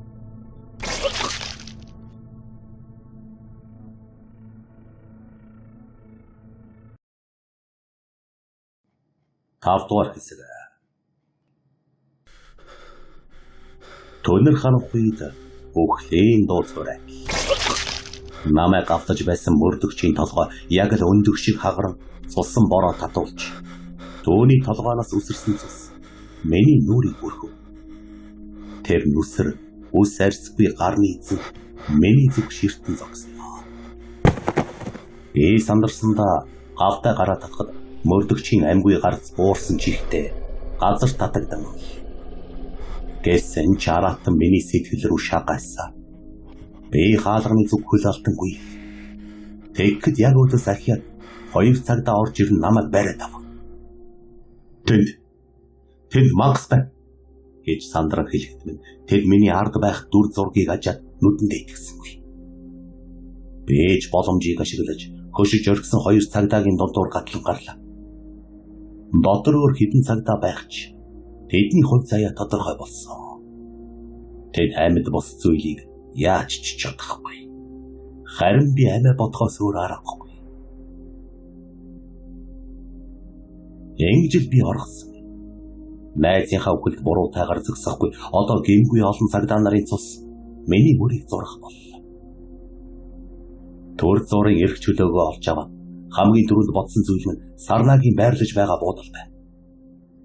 Гэхдээ би тийш очиж болохгүй гэж шууд л ухаарсан. Зочид буудлын ажилчид мэдээлэлтэй байхаас зайлахгүй. Тэгвэл хичнээн хүсэхгүй байгаж очиж үзэх ганц л газар байна. Манай гэр. Тэр хараал идсэн гэр. Сарна тэнд аюулд байж мэднэ. Үгүй байлаа гэхэд би хувцас солихгүй болохгүй. Би гудамжны мухраар хүмүүсийн нүднээс нуугдгүй ч эцэд нь хашааныхаа үүдэн дэрлээ. Энд намгүй өчигдрийн цасан шуурга охин тоймын хамт амьтаа гих бүх хэмийг нь авч утсан мэд намгүй. Гэрт ормогцох үейтэн эзгүй орчин намайг өгдөв. Сарна энэ дээрээ гэхдээ ямар нэг зүйл өөрчлөгдөж. Гэрийн хан тэр нэхий доторлогоо урдийнхаас аачлуу бараан бөгөөд шинээр яг саяхан өвчиж авсан мэт. Агаарт их үнэр биш, харин ялзарч буй махны хүнд үнэр богш. Би хашааны гол руу харлаа. Тэнд миний охиноосоо нууж болсон. Газраас нь угаж аваад цасан дээр үлдээсэн зүйл хэвтэж байна. Банхара. Хөөрхий нохооны минь ялзарч хөлдсөн цогцос. Махан яснаас салж нүднийх нь ухархай хоосорчээ. Тэд түүнийг ухаж гаргаад яг энд надад харуулахар тавьсан байна. Миний доторх ямар нэгэн зүйл тасрав. Оор хилэн, айдас, харуулсал аль нэмж биш. Харин банхрагийн амьгүй хоосон оршид зүрхэнд минь бүрэлдлээ. Би одоо алдах эрхгүй хүн болсон. Хэрв би одоо алдах юм бол охиноо хизээж харахгүй. Тайвшруул баарч юм шиг гэхдээ бас хараагдсан муу ёрын мэдрэмж. Гэрт ороод түшгийн бас мөрдөгчийн цусанд бодогдсон ажлын хувцас тайлж хэл. Тэгээд хамгийн том далбар хар гүртгээ олж өмсөв. Нэг гарт минь үлдсэн гавыг нуухад яг таарна. Өнөөх жижигхэн хід рүү алхахын өмнө өөр нэг хийх ёстой зүйлээ амжуулав. Хашаанд аваарсан цаснаас гар дүүрэн хутгаж аваад цустай нүүрэндээ тэнгэрлзэлгүй үрж гарав. Энэ муу ёрын цус бузрыг минь угааг. Хүн бүрийн нүүрнээс зайлсхийж нүүрээ малгайн доогоороо нуун явсаар өнөөх жижигхэн хийдийн үүдээр орох үед тэр минь намайг хүлээж байлаа. Сарна. Тэр намайг хараад айсан ч бас баярлсан харцаар ширцээр гүйнэрл. Ишара чи минь хүрээд ирлээ гэж юу? Тэд чамайг сууллаа юу? Дараа ярья. Мөнгө яасан. Би машиныг зарсан. Гэж тэр амьсгаад хэлв. Яг 10 саяар. Би мөнгийг нь лам нарт өгсөн. Тэд хаан байна. Сарна намайг өвгөн ламын өрөөрөө чиглэв. Намайг орох үед тахилын ширээн дээр сахиус гүж бол самб бүжгийн баг тэрэг үүтэйг өрөн бэлтжээ. Тойроод 10 гаруй лам нар зогсоцгооч бөгөөд майн уншин ариусгал хийж байх ба. Өвгөн ламтан яг л намайг хүлээж байх шиг өөдөөс нэмсэглэв. Оо, шамайг ирнэ гэдгийг мэдээд хүлээж байлаа. Өвгөн ламтан дохио өгөхөд лам нар нэгэн зэрэг дуугаа намсгаж өрөөнд зөвхөн арцны утаа болон хүнд амьсгалал үлдэв. Мэдний хашаанда буцаж ирэхэд Герман урдынхаасаа тэсвэр харагдаж байна. Үгүй ээ. Тэр юмыг эргэж дуудах хэцүү. Одоо болтол оюун санаа минь энэ юмыг өөрийн гэр орно гэж харж чадахгүй байна. Ойртоод ирэхэд агаар нь хүртэл нягтарч амьсгалахад түнд болсон байлаа. Ламнар аль хэдийн бэлэн болжээ. Тэд гэрийн гадна талыг тойруулан шарунгийн даван тууц татаж дээр нь үлэн идэгдэх тэмдэгтүүд зурсан цааснаа. Гэрт ормогц хамар цоргим хурц өнөр намайг өгтваа. Энэ бол арц. Хүчний өнөр байсан ч түүний цаанаас өнөөх ялзарсан мах, хуучирсан арсны их өнөр ханхалсаар л байна. Яг л тэр хоёр өнөр хоорондоо дайтаж байгаа мэт.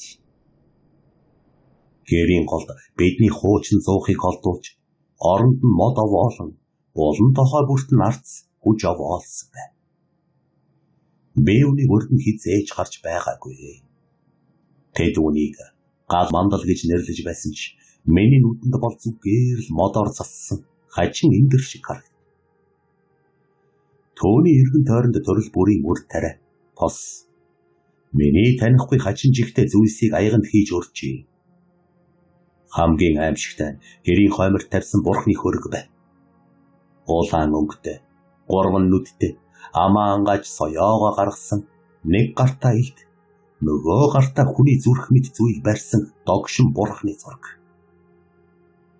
Би шашин шүтлэггүй хөө. Гэхдээ тэр зураг руу харахад л бийжийг үзэж, яг л тэр зураг намайг буцаагаад ширтэж байгаа мэт мэдрэмж төрөв. Төвний хажууд Японы самурай кинон дээр гардаг шиг урт модон пайзнуудыг овоолсон байна.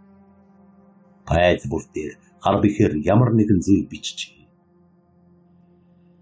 Сарна бид хоёр хаалганы хажууд айцтай нүдээр энэ бүхнийг ажиглан зогсон. Гэрийн ханны нэхий доторлогоонууд амьсгалж байгаа мэт ам орон хөдлөж эхлэв. Тэгээд анх энэ бүхнийг харсан лам залуу хурдлан алхалсаар. Эхнэр бид хоёрын гарнаас хөдлөөд хашааны болонд буй нэгэн цагаан нунтаг асгасан тойрог дотор оруулан зогсоолоо. Энд зогс. Тэгээд хөдлөж болохгүй шүү. Ээж тэр ширнэ. Тэр бидний урд зан үйлийн тал бай руу харж зогсоод хоёр гартаа үзүүртэй хүрэл зэвсэг мэт очир атгсан байна. Та хоёр битгий. Удахгүй зан үйл эхлэх гэж байна. Би та хоёрт учрыг нь тайлбарлана. Залуу над руу эргэж харалгүйгээр нүдэ гэрийн хан руу тэр хараалт нэхий рүү ширтэн хэлв. Ламнар гэрийг тойрон зогсоцгоолоо. Харин тэр үүн ламтан гэрийн онгорхой үүдний өмнө завлан суугаад их итгэл төгс инээмсэглэн байхыг бодвол авсан мөнгөндөө сэтгэл амарсан бололтой. Тэгээд нэг хоолойгоо засчгаад бусаддаа тушаал өгөх дээрээ. За. Эхэл хүүдэхөө.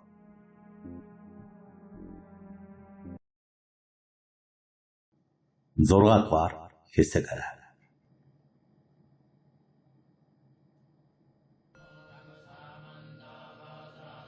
Лам нарын зарим нь гэрийг тойрон сууж майн унших бол бусд нь цамхаараа бүжиж эхлэв. Амьдралдаа ийм зүйл огт үзнэ гэж бодсонгүй. Удалгүй гэр дотор өрсөн гал мандал нь өөрөө шатаж эхлэхэд тоонор хөх удаа савсан. Сарна айсандаа надаас зуурнал. Харин лам залуу зэвсгэлсэн хоёр очроо чангаар атгасаар арагшаага бид хоёр руу нүдний булангаараа харав. Намайг сайн сонс. Одоо их ламтны уйлдэх зүйл зүгээр нэг ерөөл биш. Бид хоёр догшин сахиусын хүчээр та хоёрын дагуулж ирсэн тэрэнгүүдийг дарах болно. Төвний хоолой чижирч байсан ч цаанаа нэг шийдэн бие өнгөтэй байв. Гэрийн дотор байгаа зураг дээрх бурхан бол догшин улаан сахиус бэгц. Харин бидний унших тарин бол Японы Фудо Мио бурхных. Тэд хоёулаа догшин бурхад сүлд хангаа гих зан уйл буюу энэ урд байгаа бэгц бурхны гал мандлын утаагаар хөнгөрөөсийн сүргийн хүч чадлыг гэрээс зайлуулна. Харин Фудо Мио бурхан тэднийг самсаараа тойрог руу илгээж дараа төрөлд нь үдэх учиртай. Залуу ламтныг яг ин хэлж байтал гэрийн хан зүгээр нэг амьсгалж буй мэт хөдөлгөө болж. Ямар нэгэн хүний нүүр шиг зүйлс Эрийн бүрээсийг нэвтлэхээр сунган татаж игэлвэ. Харин энэ бүхний хажуугаар залуулаа мөчөөхөн ч айдас үзөөлөлгүй. Үргэлжлүүлэн тайлбарлал. Тэр модон байзнууд дээр танаа гэр бүлийн зовлон, тэр хараалтны хийний мөн чанарыг бичсэн байгаа. Гал мандлын дөл бол бэт ертөнц болон самсара тойргийн хоорондох үүд. Лам залуу одоо над руу эргэн хараад барьж байсан нэг очроо надад татхуулав. Харин танд самсара үүд нээгдэх үед орхино аврах ганцхан л боломж байгаа. Тэр үед та гэрлүү орж орхино авч гарч ирэх ёстой шүү. Та л үүнийг хийх ёстой. Энэ очир таныг хамгаалж буцах замыг чинь заах болно. Төвний хоол надад санаа зовоо зогсохгүй зоригжуулсан өнгөтэй байлаа. Би сарнаа руу харлаа. Төвний гараас атгахад мөс шиг хүйтэн байв. Бид хоёулаа энэ бүхнийг ойлгохгүй байсан ч аюулын хэмжээг яс махаараа мэдэрч байв. Ёслын ирч чангарч, галын дүл ширүүлсэн, өнөөх альбангуудын дүрснүүд замхарлаа. Гал нь одоо түнэр харанхуй, хүйтэн хөхөнгөтэй болон хувирч, гэрийн төвд эргэлдэх хар нүх шиг болчих. Тэгээд галын дунд тамил дүрс тодрон гарч ирхэн дээрээ. Үнсээ. Орхон минь намайг очиж авахар хүлээж байна гэж мэдээд би шууд ухасгий. Харин ард минь үлдсэн гайрт ихнэр сарнаа минь надад санаа зовон хоцров. Би юу хийж байгаагаа мэдээгүй. Зүгээр л хийх ёстой зүйл мөн гэдгийг зөнгөөрөө мэдэрч байна. Хэдий дүрлцэх гал руу яван орж байгаагаа мэдэж байгаа ч айдас минь намайг өчүүхэнж торгоосонгүй. Шууд л үсрэмэл.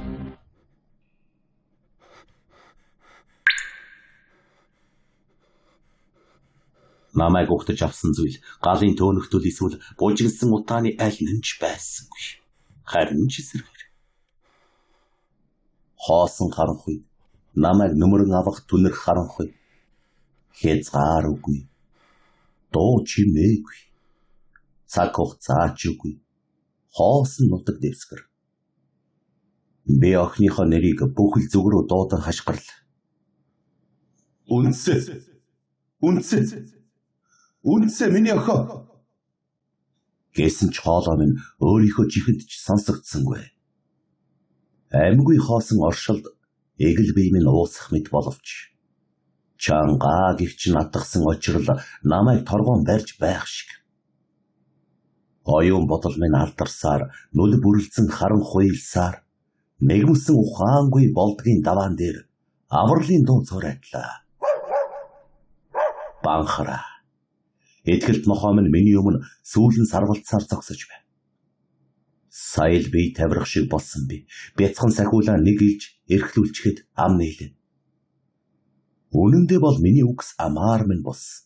Сэтгэлээс цуурайтах шиг. Чи үнсээ хаан байгааг мэдхүү. Банхара яг л миний үг болгоныг ойлгосон мэт хоосон зүг рүү хуцаар гүйгээд явчих.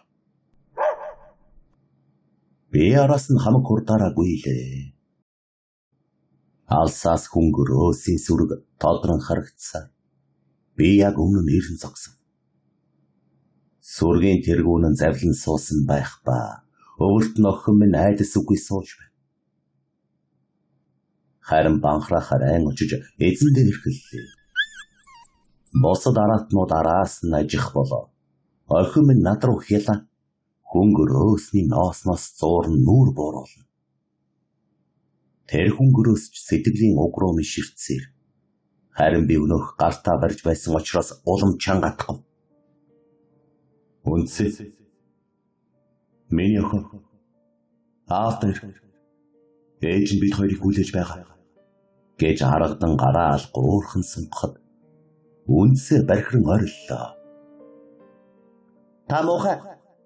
Би найзуудаа орхихгүй. Гэхэд тэнгэр хилэгнэх шиг л болж хөнгөрөөс үнсээг өмөөрөн харамлав. Одоо л би яагаад хөнгөрөөсийн сүрэг охиныг мөн авсныг ойлголоо. Би охиноо хэтэрхий ганцаардуулж. Тэд үнийг нь ойлгоод хань болохоор сүрэгтээ авсан байна. Энэ бүхэн миний л буруу. Би банкнд ажиллаж мөнгө хөөж явахдаа гэр бүлээ орхигдуулж ялангуяа үндсээгээ хүн чинээ тоосгүй. Хөнгөрөөсийн өдрөө ихцлэн харлаа. Энэ удаад тэд ус ноостойгоо байх ба мангас шиг санагдсангүй. Харин чинэрэнгүй оршихуй мэт байв. Тэдний нүдэнд ч бас зовлон, уур хилэн цухалцсан. Надтай адил тэд ч бас хорвоо ертөнцийн бидэнд төлөвлөсөн энэ харгас тавилан хүсээгүй лавтай. Тэгээд хэдий тэд хүний хэл ойлгохгүй ч энэ орчин бидэнд нэгнийхээ сэтгэлийг харах боломж олгох мэт санагдсан болохоор би зориглож өвдөгсөгдөн очроо газар хаяж толгой гудаа хоёр гараа алдлан тосов. Ингэж би хор хүргэх хүсэлгүйгээр бууж өгснөө илэрхийлээд хичээнгүйлэн гойл. Та нар миний эмэг. Хайрстай чинь хамт надтай нэгэн төрөлтөн авч утсныг би маш сайн ойлгож байна. Та нар бидний үзэн ядах эрхтэй. Гэхдээ та нар хүснээ авсан учраас дараа төрөлдөө зовлонгүй зорчих цаг нь болсон. Тиймээс гуйж байна. Миний охиныг буцааж өгөөч. Түүнийг минь сүрэгтэн буцаагач. Хөнгөрөөс эргэлзэнгүй айхлава. Харин би сүүлийн хүчээ шавхаж охиныхоо сэтгэлд хүрэх үгийг хэлэхээр шийдэл. Би юу гэж хэлэх ёстой? Яавал охин минь намайг уучлах вэ? Би толгой өндийлгэн охин руугаа харлаа. Үнсээ. Миний охин аавыгаа уучлаарай. Аав нь охиноо ахиж хизээж гомдоохгүй. Одоо найзуудыгаа орхиод аав дээрээ ирэлт. Тэдний нүдийг хар. Тэгээд аавынхаа нүд рүү хар. Тэд энэ хорвоогоос явах гэж байна. Харин бидэнд ирээдүй одоо ч байна. Үнсээ над руу алгуурхан харлаа. Энэ удаа түүний харцанд гөнгөн гоныг тодорч над руу ухас гидэл. Алмас уурсан архирч над руу дайрах гихтэн би сандран болтож үнсээгээ шүүрэн аваад зугтаалаа. Би охиноо тэрсэн чихтэй хаашаа явах ёстойгоо ч үл ухааран гүйхэд араас хүн гөрөөсийн сүрэг бужигналтхан дуул. Гэсэн ч би эргэж харсангүй гүйсээр. Гэтэл нэг зүйл санснаа. Бидний хамгаалж байсан эндээс гаргах учиртай очроо ардаа орхиж одсноо сая ухаарлаа. Сандарч байдлаа. Юугүй нэг л мэдхэд хөнгөрөөсийн сүрэгт бүслүүлсэн байгаагаа анзаарваа. Надад ямар ч боломж гарсангүй. Хөнгөрөөсүүд охиныг минь надаас зулгаан булааж намайг бүжлөхөр хөл гараас минь тал тийш татаж эхлэв. Ингээд л дуусна юм чи.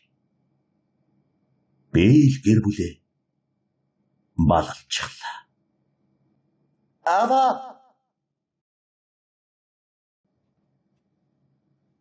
Долдугаар хэсэг.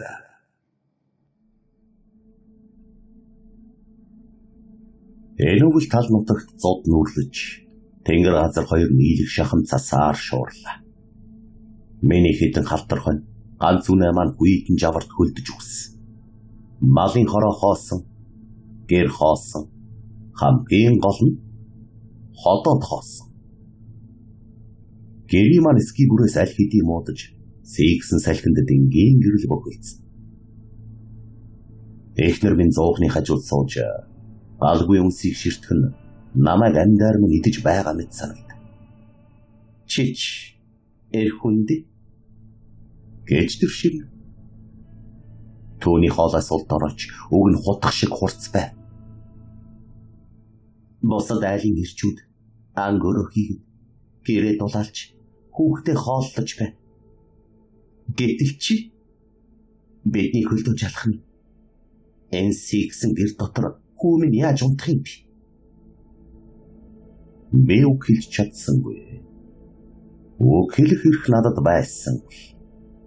Болондох үлзийхээтэй хуучин автор дээр миний 6 настай хүү чичрэн хэвдэж байлаа. Төвний уруул нь халзарч нүд нь хөхөрсөн харагданаа. Тэр надаас юм нэхэхгүй зүгээр л дулаацахыг хүсэж байна. Би бослоо. Энэ гэрээс энэ хүйтэн харцнаас өөрийн арчаагүй байдлаасаа зугтаамаар байна. Би явчаа. Юм олж ирнэ. Гэт шигнэд хуучин дээлээ бүсэлж өвөөгөөс үлдсэн маузер бууга мөрөвчлөв. Гадаа гарахад жавар нүүр рүү алгадах мэт угтлаа. Би ганц үлдсэн гонж үгрээ тэргэнд хөллөв. Энэ үгэрч бас надаас дутхгүй ядарч нүдэн гөлийсэн ант. Баяртай аваа. Гэж хүмүн гэрээсээ зухойж сулхан дуугарваа. Би эргэж харж чадсангүй. Хэрв эргэж харвал нулимсаа нууж чадахгүй байх вэ гэж айсан. Би үхрээ. Шүү. Хэмээн гойдож цасан шуурга руу үхэл эсвэл амьдралын аль нэгийг хайхаар алхал. Өдөржин би тэнүүжилсээр цас өвдөг татам зузаан алхам тутамд тамир барна. Эхлээд би нэг туул хайхаалаа. Цагаан булцгарантай. Гэвч миний гар даарсан дааж дэрв. Эсвэл өлсөж сөлдсөн дааж дэрв жижигч орхив. Бооны гохыг дарах мөчид туул айл хэдийн дигдээд алга болсон байна. Дараа нь би үнэхтэй тарав. Тэр намайг дооглох мэт холоос гарч загссан. Миний бооны сум түүний сүүлийн үзүүрийг шүргэлгүй өнгөрөхөд тэрээр шогшсоор одов. Миний азгүй тэр намайг сүүдэр шиг дагаж байваа. Би өөрийгөө хараач цасан дээр өвдөг сүхрэнсэн. Тэнгэр минь надад ганц боломж өгөөч гэж би дотроо ирлээ. Тэгтэл ойн зах руу хус модон донд нэгэн буг байхыг олж харав. Тэр том ивэртэй сүрлэг амтан байваа. Энэ бол миний аврал байл. Би амьсгаагаад үжиж сасан дээгүр мөлхөж эхлэв. Салхи миний өдөөс үлээж байсан тул тэр намайг үнэрцсэнгүй. Би ойрцоо 50 алхам, 40 алхам, 30 алхам. Би бууга шагаа. Түүний зүрхэн тус газар онл. Гэвч яг гох дарах хүчит бог гинэ толгоогоо өргөж над руу харан хамраа сэрт хийлгэв. Тэгээд тэр ухасгийн зүгтхтаа намайг анзаарч зочсондоо шууд над руу чиглэн тавив. Би болтож амтсангүй. Бугын цээж намайг мөргөж би агарч идэгдэн хатуу цасан дээр нуруугаар авл. Боо минь гараас минь сугарч цасан дээр шилдэв. Боо миний дээгүр харайн өнгөрч ойн гүн рүү отл. Би өвдөлтөндөө яарч тэнгэрөд харж хэвдэв. Би бүтэлгүйц дахиадал. Би зүгээр л энд ингээд хөлдөж үхэх ёстой байх. Гэхдээ боо юунаас үргэсэн бэ? Надаас биш байсан. Би арайхийн өндиж бугын харж байсан зүг рүү харав. Тэнд ойн захын цасан дээр ямар нэг амьтны мөр харагд. Би төгөж очиод харваа. Энэ чоны мөр биш бай. Баавган ийгч биш. Энэ бол хөлийн мөр байл. Хүний хөл шиг. Гэхдээ асар том, өргөн, бас хөл нүцгэн. Энэ хүйтэн хин хөл нүцгэн явна гэж. Сониуч бас магадгүй үхээс өмнө ямар нэгэн зүйл олж мэдэх гэсэн хүсэл намайг өдөл. Би бууга олж аваад тэр мөрийг дагав. Би ойн гүн рүү молод шигүү ургасан нарны гэрэл бараг тусдаггүй хэсэг рүү орл. Мөрнүүд улам олширч нэг биш. Харин бүхэл бүтэн сүрэг явсан мэт болж ирв. Агарын улам хүйтэн бас нэг л эвгүй. Зэвлэг үнэр хаахалж байлаа. Нойтон ноос хөвзөрсөн махны үнэр. Одолгүй би нэгэн жалга руу өнгөж гарав. Тэнд том унсан модны өнгөрт арбаа дамтан бэйбийдээ наалтан тэврэлдэн унтаж байхан дэрээ.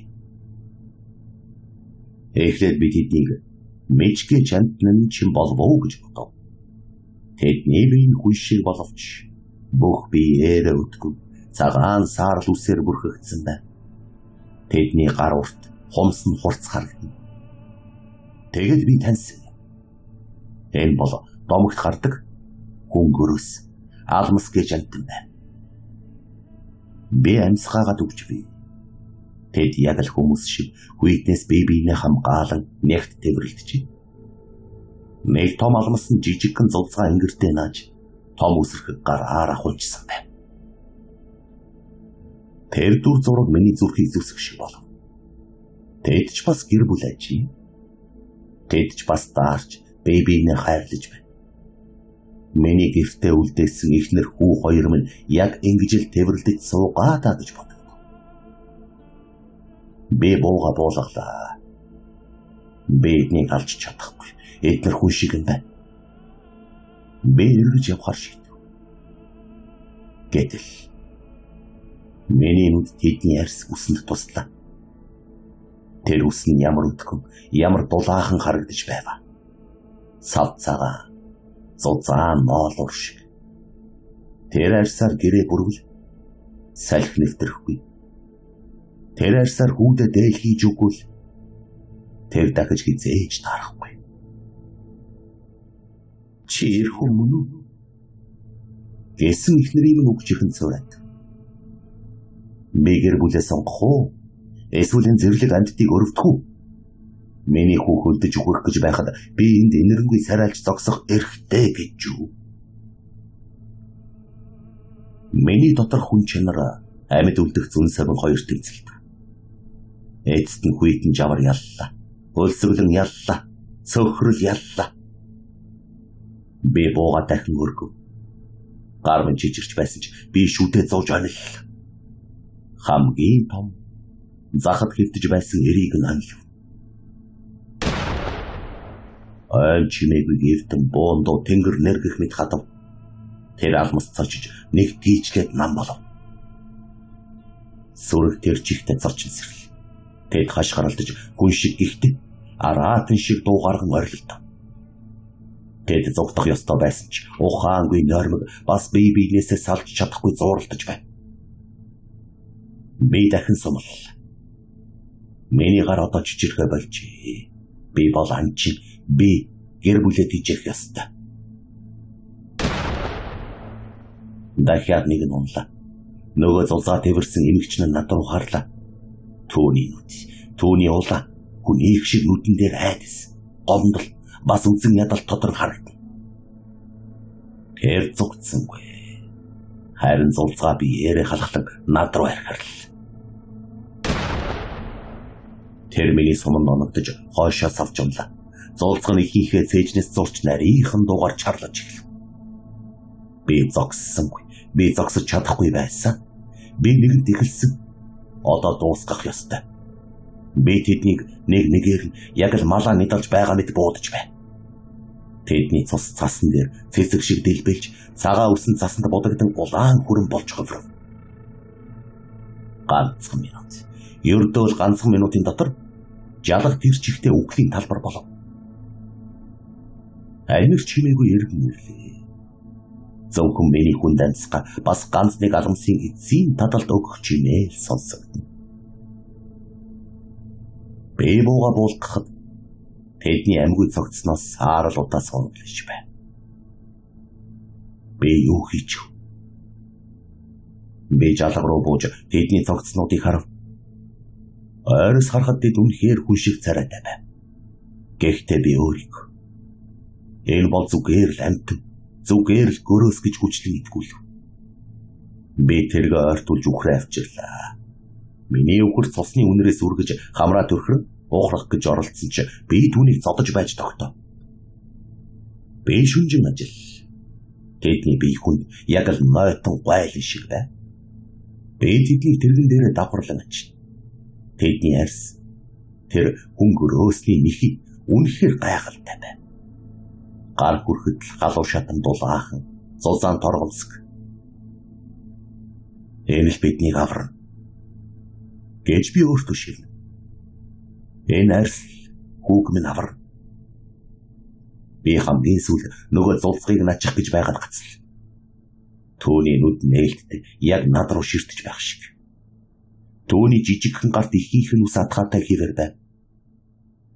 Би нүдэн түүний бусад цогцсны дээд талд шидэл. Тэрэн дээрх цогцснуудын овоо миний өндрөөс ч өндөр болов. Цустай цагаан нэхийнүүд сарны гэрэлд мөнгөлөг бас аимшигтай харагдав. Ядарсан ганц үхэр минь арай ядан чирэгч би хүчлэн явсаар. Үүр цайж байхад би гэрийнхээ гадаа ирлээ. Өхөр миний зин хүчээ шавхан зүтгэж байгаад үхдэхийн унаадаг. Харин би өөрөө ч хөл дээрээ тогтох тэгэлгүй болсон байна. Эхнэр гэрээс гарч ирвэ. Тэр тэргэн дээрх овоолсон зүйлийг хараад нүд нь орой дээрээ гарах шахав. "Энэ чинь юу вэ?" гэж тэр асуув. Төвний хоолойд баяр хөөр биш, харин айдас дүүрэн байв. "Чи ямар гэж муу ёрим аваад ирвэ?" "Хоол" гэж би сөнг хоолоогоор хэлв. Бас дулаалга. Би нэг хүн гөрөөсийн цогцыг татаж буулгалаа. Төвний хүндөрстэй царай урт мөчнүүдийг хараад цэцгээ амаа даран ухарлаа. Энэ чинь хүн биш юм уу?" "Үгүй. Энэ бол гөрөөс. Хүн гөрөөс. Бид үүнийг идэх болно. Бид үүний арьсаар гэрээ бүрэх болно. Тэгж байж л бид амьд үлдэнэ." Би түүнд сонголт үлдээсэнгүй. Өлсгөлэн гэдэг айцаас хүчтэй байдаг ачи. Бид хоёр тэр өдөр чинь тэднийг өвчиж, мах игнэлдэж, арьсыг нэгтэв. Сус нь миний гараас, миний хувцснаас, миний сэтгэлээс хизээж арилахгүйгээр шигсэн мэт санагдаж байна. Махан хачин, чихэрлэгдүү амттай байсан ч бид идсэн. Хүмүн чидсэн. Тэр цадсандаа баярлаж, газар нь ягарч эхлэхэд би хийсэн зүйлд зөвтгөл оллоо. Бид тэр олон арсыг нийлүүлж оёод гэрийнхээ муудсан эсгийний дотор талд нь ойн ханаа давуулан бүрлээ. Орой болоход гэр маань урд өмнө нь хизээж байгаагүйгээр дулаахан болов. Тэр цагаан, зузаан ихий гэр доторх дулааныг өчүүхэн жалдалгүй барьж байна. Гадаа салхи шуурч байсан ч бид дотор нь хөлсөө арчилсан. "Харав" гэж би их нэртэй бардам хэлвэ. "Би чадсан биз дээ. Одоо бид даарахгүй." Эхнэр юу ч хэлсэнгүй. Тэр зөвхөн гэрийн хан руу, тэр цагаан ихий рүү түгшүүртэйгээр ширтэж байл. Тэндээс ямар нэг зүйл мэдрэгдээд байх шиг. Дулаан нь зүгээр нэг галын илчч биш, харин амьд биеийн халуун илч шиг санагна. Бид оронд орлоо. Гүмэн дулаахан гэртээ тайван унтаж байна. Гэвч би унтаж чадсангүй. Нүд айнах бүрт тэр эмгчин алмсын улаан нүд зулцгных нь нарийнхан чарлаан сонсогдох шиг бол. Шөнө дунд боллоо. Гэрийн дотор намгүй. Тэгтэл гадаа яг ханын цаанаас чимээ гарав.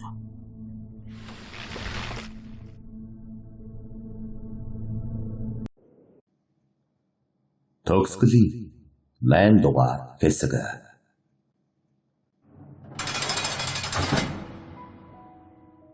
Төмөр хаалга нүсэр дуугаар нээгдэхэд өглөөний хурц нарны гэрэл нүд соглом хурц туяагаар намайг өгтөл. Би нүдэнвчин сээж дүүрэн амьсгаав. Агаар эрх чөлөөний амьд ертөнцийн агаар. Энэ агаарт явцарсан бах хуучирсан нэхий эсвэл цусны их үнэр байсангүй. Зөвхөн хотын тоос, бензин, өвлийн жаврал үнэрт. Энэ бол миний амьдралдаа үнэртсэн хамгийн сайхан үнэр байлаа. Би шоронгоос суллагдлаа. Энэ шүүхийн шийдвэр гаргах гэж олон сар болсон ч үр дүн нь гайхамшиг мэт санагдана. Цагдаагийн газар болсон тэр аимшигч нь коридор тарсан цогцсон, бяцарсан толгой нь. Шинжээчд, мөрдөгчд, шүүгчд бүгд мухардалд орсон. Хүний гараар үйлдэх боломжгүй тэр хүчирхийлэл ганцхан байтугай зэвсгэлсэн бүлэглэлч үйлдэж чадхааргүй. Тэр хятлагыг гавтай сууж байсан би үйлдсэн гэж нотлох ямар ч боломжгүй байв. Камерын бичлэг зөвхөн тасарсан дүрс, цагаан маань үл мэдэгдэх сүүдрэл үлдсэн байж. Шүүгч эцсийн мөчөд алах цохихдоо над руу нэг л хачин айдас эргэлзээ голилдсан харцаар харж билээ. Тэр надад итгэсэн гэж би бодохгүй байна. Харин тэр тайлбарлаж чадахгүй зүйлээсээ л айсан хэрэг. Тэр шин цагдаагийн газарт болсон явдалаа. Намайг болон охиныг сансарагийн үүднээс буцаан татсан банхраагийн сүнс, тэр үлэмцэгдэх хүчнүүд Энэ бүхэн хуулийн хавцад хэрэг багтахгүй гэдэгт нь туйлаас үнэн байгаа. Бэзүнхэ мөрөвчлэн хашааны гаднах зогсоол руу алхав. Тэнд саарлангийн цоошин Land Cruiser машины дэргэд миний амьдралын утга учир зогсож байв. Сарна үнцээ. Сарна маань урдынхаасаа баг зэрэг турж нүдэнд нь арилжгүй гоник суусан ч над руу харцсан дулаахан итгэл дүүрэн байв. Харин үнцээ охин минь гүйж ирээд намайг тэрхэд би өвдөг сөхрөн өнө. Төвний жижигхэн би, түүний үнэр, түүний амьд байгаа мэдрэмж. Энэ бол миний ялалт. Энэ бол миний төлсөн төлөөс, миний туулсан тамийн төгсгөлд угтан авсан шагнал байлаа. Ава, би таныг их хүлээсэн. Гэж үтсэн ширнэ. Аав нэрлээ. Одоо дахиж хизээж салахгүй. Бид машиндаа суулаа. Энэ машин бидний очих гэж буй шин байр бүгд түшгийх. Би жолоочийн хүрдэн дээр гараа тавихтаа найзыгаа дурсан. Тэр бүдүүлэг гээгүй гэхдээ алт шиг сэтгэлтэй эрхв. Төвний үхэл миний сэтгэлд хизээж анж эдгэрхгүй шарах болон үлджээ. Шинэ гэрлүүгээ явах уу? Гэж Сарна зөөлөн асуув. Эхлээд түшиг дээр очмоор байна. Гэж би хэллээ. Хотын захын нам гүмхэн оршуулгын газар. Цас бодрон орж, цагаан нөмөргөөрөө их дэлхий дээр зөөлнөр хужиж байв. Би түшгийн булшны дээр гараа тавин зогсноо. Чолоон дээрх түүний зураг өнөөхөл янзаараа ёжтой нэмсэглэн. За захирлаа. Амьдрал ямар байна даа гэж асуух шиг. Түүнийг нас барсны дараа л би үннийг мэдсэн. Тэр өдөр намайг шоронд байхад өмгөөлөгч ирж түүнийг рейслийг уншиж өгсөн. Түшигт ихнэр хүүхэд байгаагүй. Тэр ганц артмал нэгэн байсан. Тэр надад гэр бүлээ тижээх гэж ядарч аваа тухайга ярьдаг байсан нь бүгд готол байж. Тэр зүгээр л намайг өөртөө адилхан зовлонтой гэж бодогдуулахын тулд, намайг эвгүй байдалд оруулахгүй тулд тэгж ярьдаг байсан юм билээ. Үнэн дээр тэр хорт хавдрын эцсийн шатанд байсан. Түүнд амьд явах хугацаа маш бага үлдсэнийг тэр мэдэж байж. Тиймээс л тэр өдөржингөө өвчин намдаах юм ууж шүд зуун ажилдаг байсан хэрэг. Үүнийг мэдсэн даруйда би түшгийг ярих болгондоо ханяалагдаг байсныг нэхэн санс юм. Тэр өөрийн цуглуулсан бүх хөрөнгө болон хотын төвийн 2 өрөө байр энэ машиныг надад шороо захиралд гэрээстэн үлдээсэн байлаа. Чи бол миний сүүлийн найз байсан шүү муу золиг минь гэж гэрээсэлдээ бичсэн байсан. Би удахгүй үхэх байсан. Бас ганцаараа үхэх байсан. Харин чи үргэлжил гэр бүл чинь хичнээн хүнд ачаа болж байгаа тухай дурсдаг. Гэтэл чиний хажууд дутах гуцах юмгүй гэгдэж байсан би үнэндээ нэгэн өдөрч болтугай чиний амьдралаар амьдарч үзхийг хүсдэг байлаа. Өглөөс ирэхэд галыг минь түлээд хоолыг минь хийж өгдөг тэр эмэгтэй. Бас ааваа гэж хашгираад гүйж очоод тэврүүлдэг тэр жаахан эмэгтэй. Мөн одолгүй би нэгэн гайхалтай гэмээр зүйлийг анзаарсан. Чамд хичнээн их бүтэлгүйтэл азгүйтэл тохиолдож байсан ч тэр хоёр эмэгтэй аль аль нь чамаас холтоогүй. Бас чийж тэднээсээ холтоогүй.